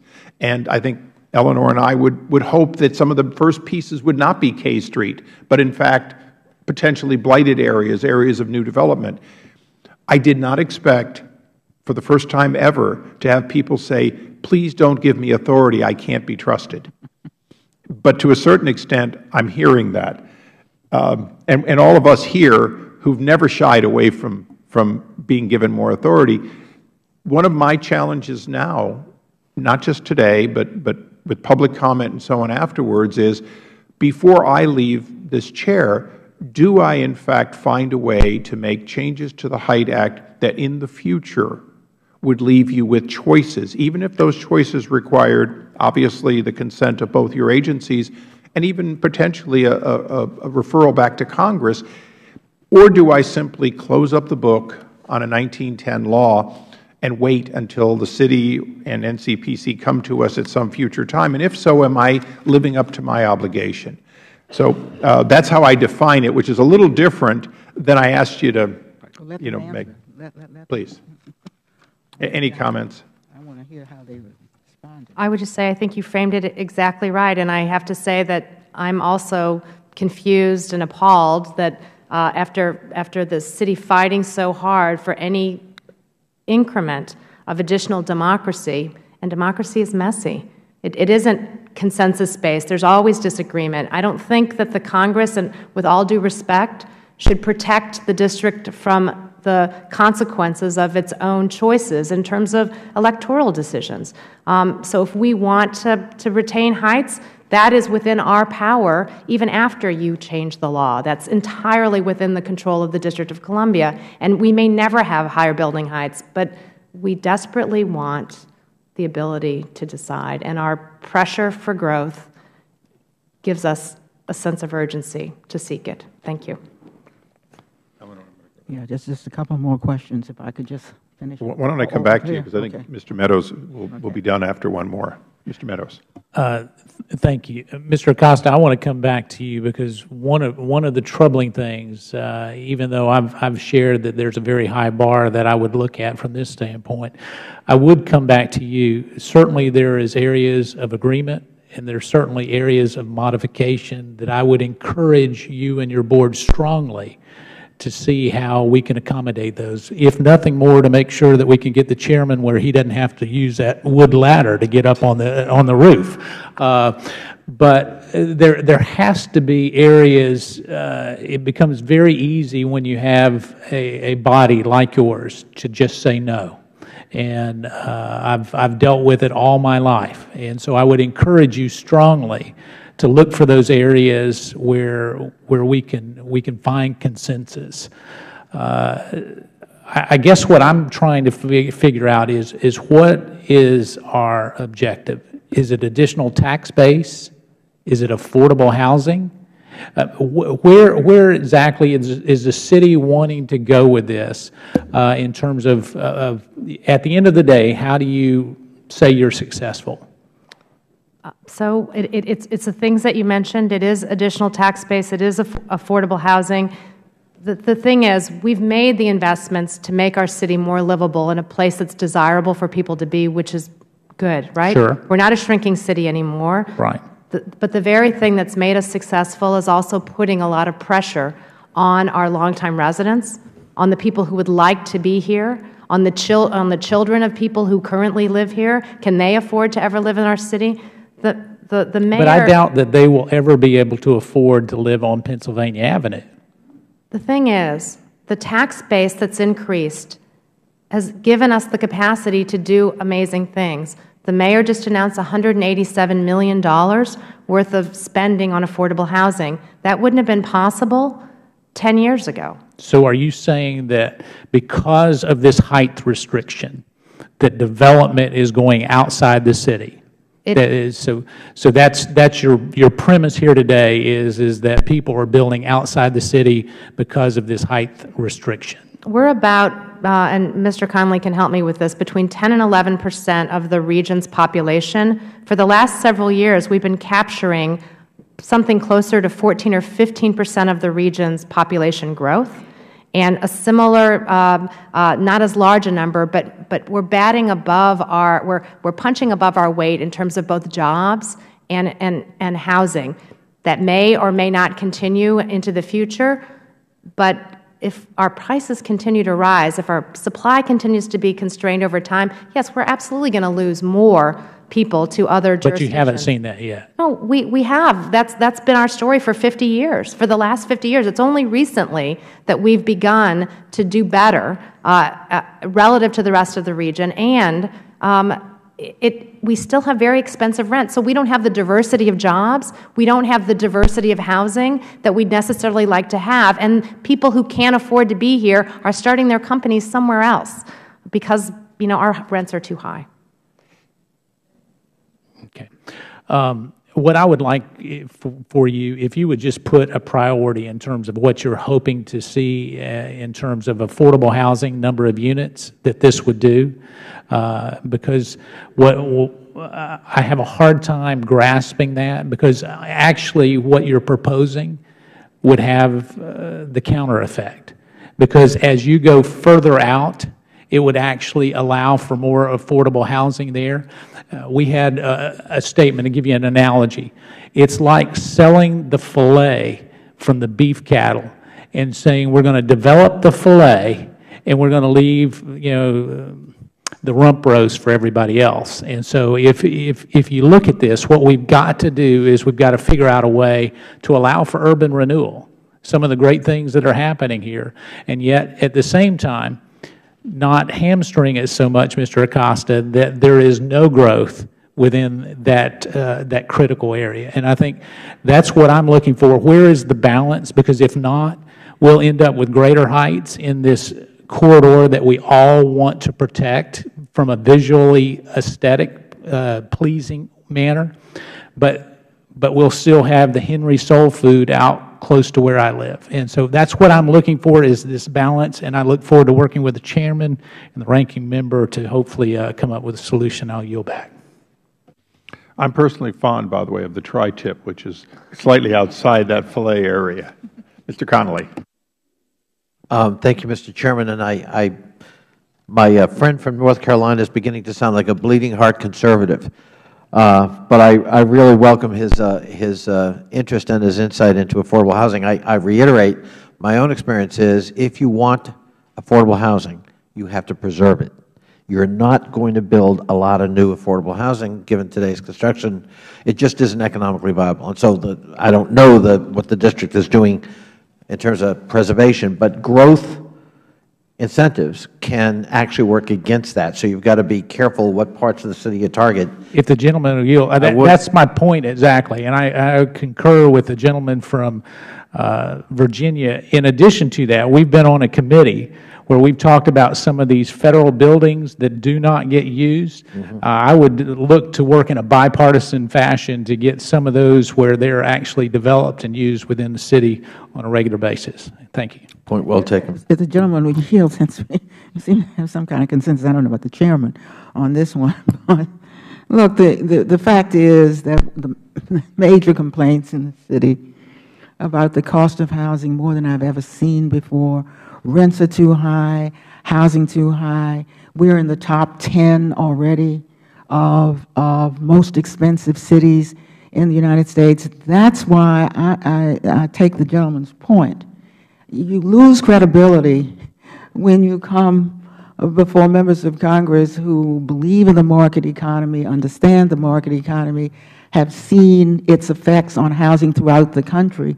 When you say there is a way to reduce the cost of housing, and that is by adding more housing, which, and this is what I want to get across to you, Mr. Goning, that housing has not, except for that 8%, been for the people who've lived here most of their lives.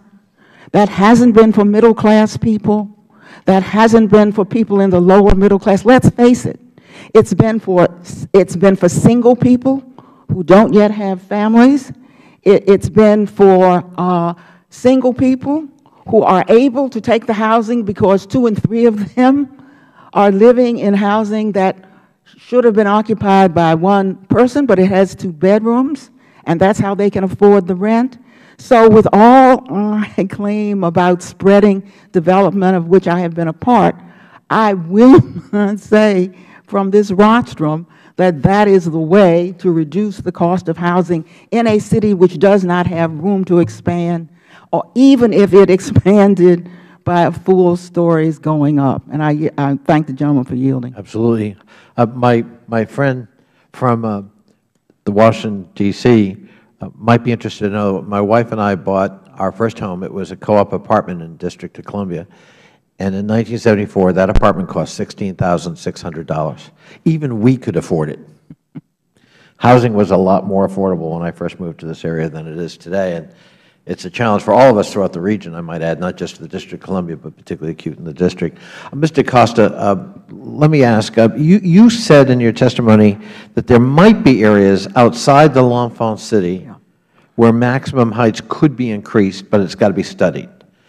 You want to give us some hints of target areas that would fall under that rubric? Well, in the study itself, the district put forward a series of illustrative areas. They ranged everything, as Ms. Dragoni said, from Friendship Heights to Poplar Point to other places. That could be considered for additional height. Well, I guess is the National Capital Planning Commission, is that study underway by the NCPC, or is it just something you're saying we ought to study that? It's something that we would have to pursue in the next comp plan update. I think that's probably the answer. In light of this hearing and other conversations, don't you think maybe that should be in the work plan? Yes. The Chairman made a good point looking at parts of the city and what they border. For example, do we really care that much about building heights in areas of the city that border Chevy Chase and Bethesda, where building heights right across the border are not restricted? There are fewer Federal interests with respect. I'm sorry? There are fewer Federal interests with respect to Right. So, I mean, my only point is, I mean, we may reject them or not, but clearly there are some areas of the city ripe for that kind of examination. There could be. I think you're absolutely right that that's a discussion that we would have as part of this. I think one of the issues that, because of the timing, the district did not put forward, 2 or 3 areas explicitly that would be targeted for heights. Yeah. If they did it as part of this process, we could have evaluated it for Federal interest. But I do think it does take a discussion out with the community, and that they want to be engaged in kind of where these targeted areas might be. And I think that's part of the bigger question out there, whether this could be accommodated under the current height limits, or do you need more height to kind of get to the densities that it requires? And Mr. Chairman, let me just say, as I said to you privately, and to my friend from the District of Columbia too, I hope we also at some point have a discussion about the Capitol Hill area.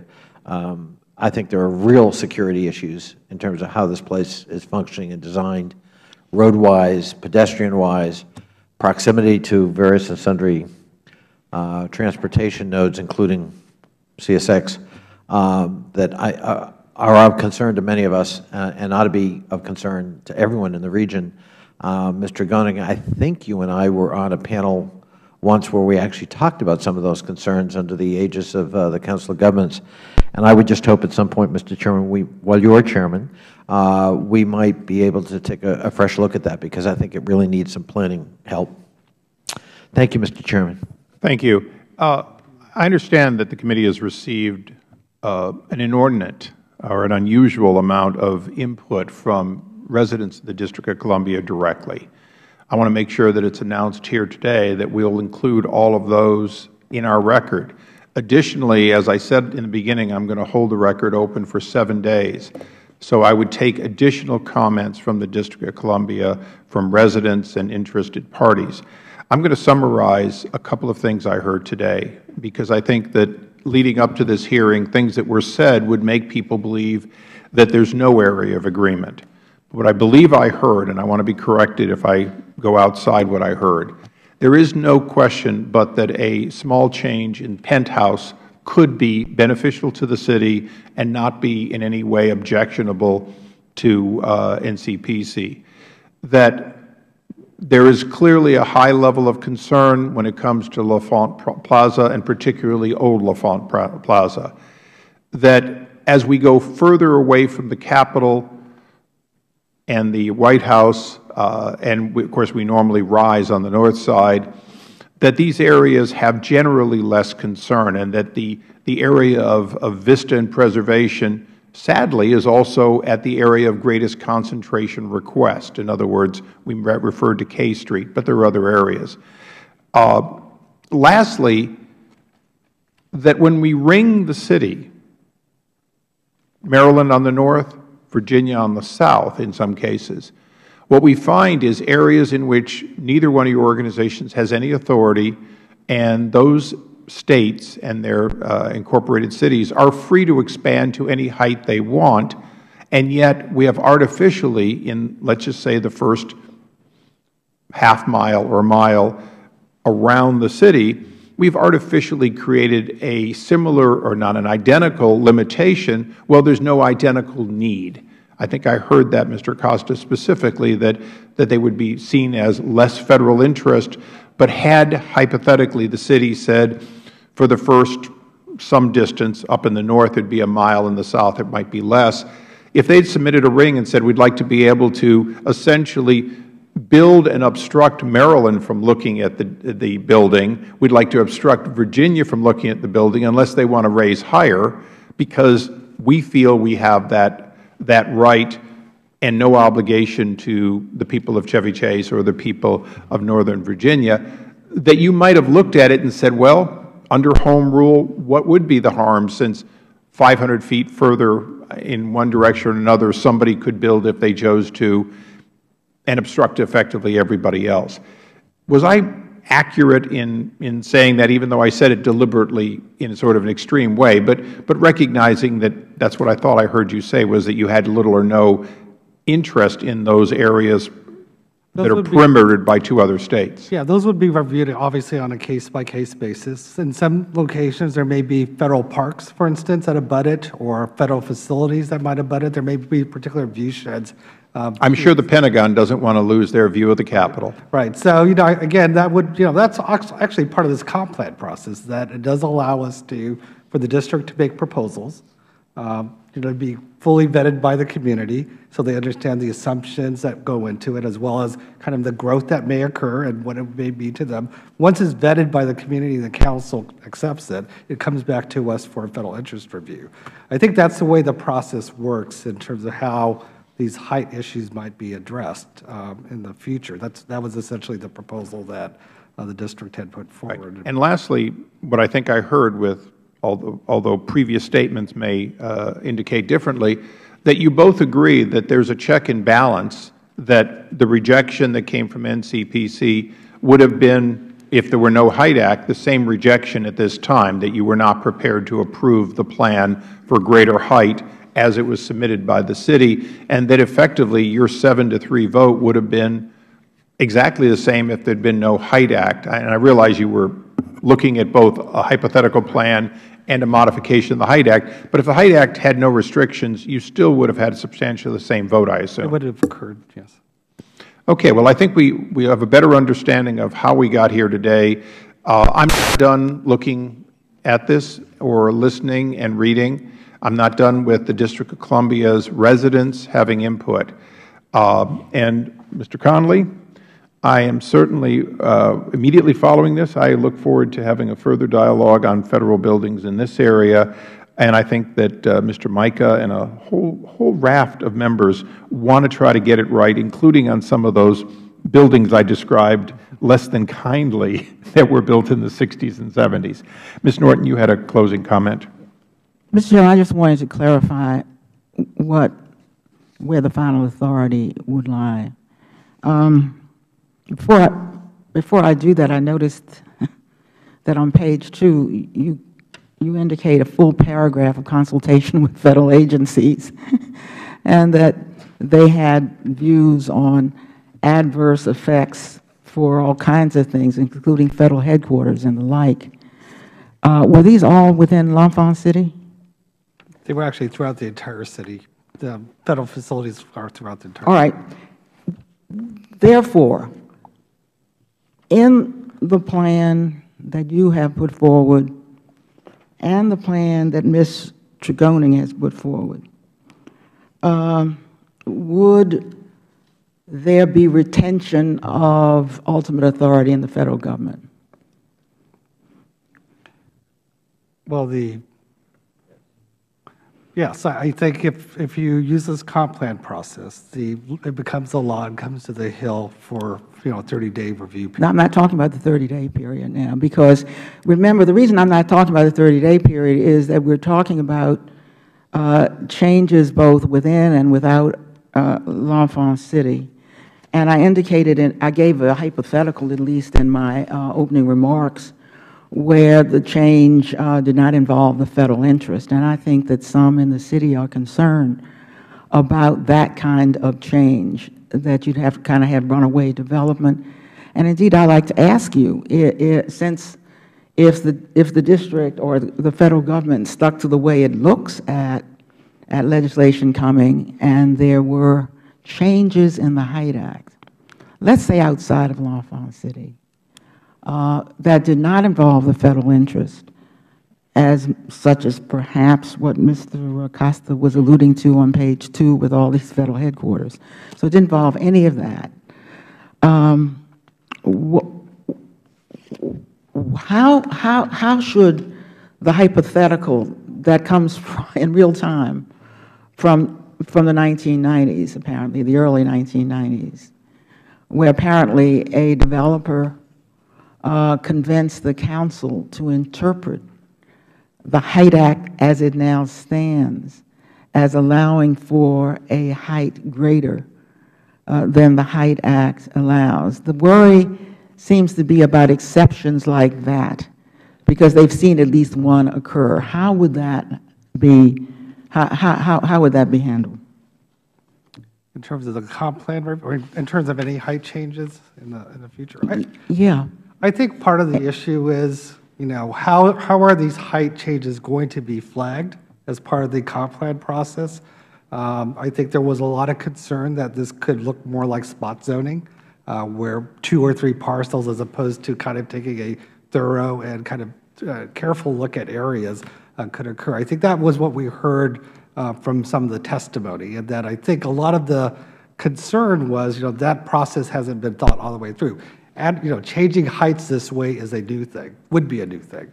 It would be a substantial difference in terms of how people and how the community interface with the planners and with the city and with even NCPC. So I think there was a lot of concern about, we haven't set this up. They don't know exactly what would happen. They don't necessarily, this is from the community. They're not sure how, how they would be notified about these things and whether it would be kind of done quickly or not, or kind of at the last moment. A lot of the questions kind of were kind of in that area of focus. So I think that's, those are things that, if Congress at some point in time decided to make a change, would have to be worked through. I do think one of the bigger issues is really people enjoy the certainty that's out there today, and any change that you make, affects their neighborhoods, affects their property, affects their assets. And I think to some extent that's how people are reacting to this particular issue. It's an important issue to them. They see this personally, and they see this as very fundamental to their property, their communities, to the way they live. And that while I think everybody appreciates the home rule arguments, I think they put the two together, and I think that's essentially what is happening with this process. Well, Mr. Goning, do you see any way to avoid that? Wasn't hypothetical. That example from the 1990s where an exception was made and the Congress overturned it, and here we're talking about exceptions that would not violate the federal interest. Do you think that the district could figure out a way to keep controversial exceptions or interpretations like that from occurring when there was no backstop in the Congress of the United States? I do, and I have had this conversation with Chairman Mendelson of the Council of the District of Columbia, that these are laws that we can change and strengthen if we feel the need to do so. For that matter, we could enact our own version of a height limit that would have to also be passed, that would also have to be changed by an act of the council, a majority, a supermajority. You can imagine all sorts of ways, but there's no perfect land use process in any place in the country. And again, it's the quality of our government is the consequence of the actions of our citizens. Democracy is messy. I relish the opportunity for our city to roll up our sleeves and figure out how to do this. Well, I urge you to try to think through some of the ideas you just laid on the table, so that you can quiet some of the concerns in the city, and so that we are not faced with the embarrassment of some people not trusting themselves to make a home rule decision. But it will take some work, and it will take some consensus between the executive and the legislative branches. And I thank you, Mr. Chairman, very much. I thank you. I thank our witnesses and our panel. This was an unusual hearing. I also want to thank the concerned audience, and again, This is an ongoing process. It won't be closed, at least during my tenure. And with that, we stand adjourned.